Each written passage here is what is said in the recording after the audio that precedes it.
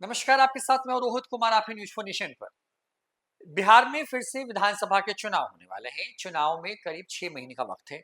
लड़ाई नीतीश कुमार वर्सेस तेजस्वी यादव की है, यानी एनडीए बनाम महागठबंधन। लगभग दोनों नाम तय हो चुके हैं कि इन्हीं के बीच में लड़ाई होगी। नीतीश कुमार वैसे तो अब खुद चुनाव नहीं लड़ते हैं, विधान परिषद के सदस्य हैं और वहीं से जो है वो मुख्यमंत्री की शपथ लेते रहे।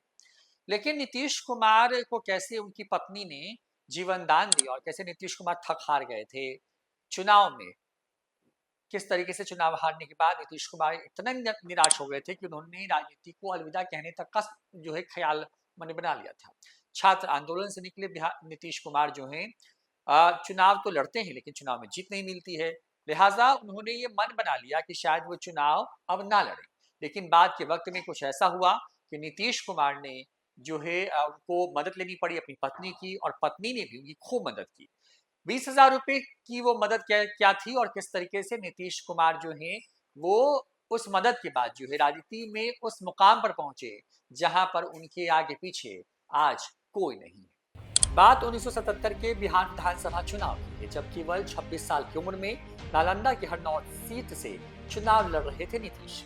नीतीश कुमार जनता पार्टी की टिकट पर चुनाव लड़ रहे थे। इस चुनाव में जनता पार्टी ने 214 सीटें जीती और 97 सीटों पर उसे हार का सामना करना पड़ा था। उन 97 सीटों में नालंदा की हरनौत सीट भी शामिल थी, जिस पर नीतीश कुमार चुनाव लड़ रहे थे। उन्हें शिकस्त देने वाला कोई नहीं बल्कि भोला प्रसाद सिंह थे, जिन्होंने करीब 4 साल पहले ही नीतीश कुमार और उनकी पत्नी को कार में बिठा करके पटना से बख्तियारपुर तक छोड़ा था। नीतीश पहली हार को भूलकर 1980 में दोबारा इसी सीट से खड़े हुए, लेकिन इस बार जनता पार्टी सेक्युलर के टिकट पर इस चुनाव में भी नीतीश को हार मिली। वे इस निर्दलीय अरुण कुमार सिंह से हार गए। अरुण कुमार सिंह को भोला प्रसाद सिंह का समर्थन हासिल था। इस तरह नीतीश कुमार 1980 तक अपना दूसरा चुनाव भी हार गए थे। इससे कुछ सप्ताह बाद ही उनकी पत्नी मंजू सिन्हा ने 20 जुलाई 1980 को निशांत को जन्म दिया, जो इन दोनों का इकलौता बच्चा था। अपनी पुस्तक में पत्रकार शंकरशरण ठाकुर ने लिखा कि मंजू की गर्भावस्था के दौरान पति पत्नी ज्यादातर एक दूसरे से अलग रहे थे। ऐसी परिस्थितियों में यह संभव नहीं था कि नीतीश अपने बेटे की देखभाल या उनके लालन पालन की तरफ ज्यादा समय या ध्यान दे पाते। बच्चा अपने नाना नानी की देखरेख में पल रहा था और नीतीश यदा कदा ही वहां जाया करते थे। इसका एक कारण यह भी था कि नीतीश कुमार को वहां जाने पर ऐसा महसूस होता था कि जैसे परिस्थिति उनके मुंह पर ताना कस रही हो। आ गया वह इंजीनियर जिसने नौकरी करने से साफ मना कर दिया। एक ऐसे राजनीति के जिसके पास मेहनत के बदले में मिली सफलता के सिवा कुछ भी दिखाने को न था।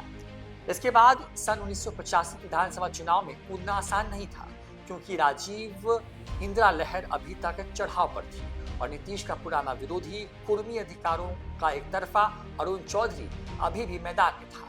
लेकिन इस बार नीतीश और उसके लोक दल टोली विजय कृष्णन नीतीश का सलाहकार प्रबंधक बन गया था और उन राजपूत समुदाय का महत्वपूर्ण समर्थन नीतीश के पक्ष में कर लिया था।